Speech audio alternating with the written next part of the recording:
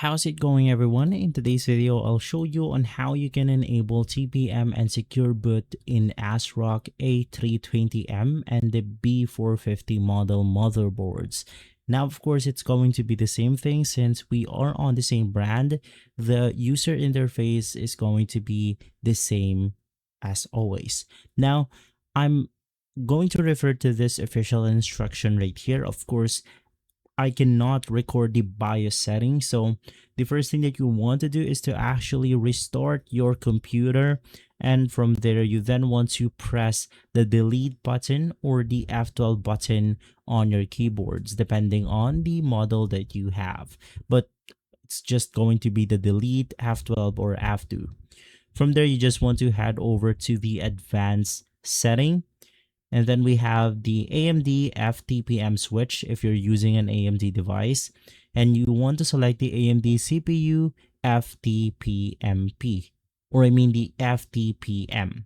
From there, you just want to exit out of the BIOS, click on the save button, and from there, you should be good to go.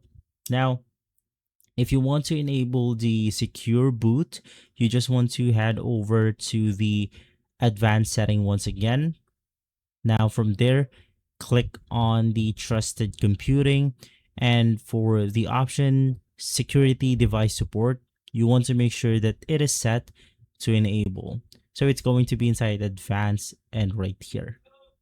Now it will go ahead and show that the TPM20 device is found. So from there, you could just exit out and that's it.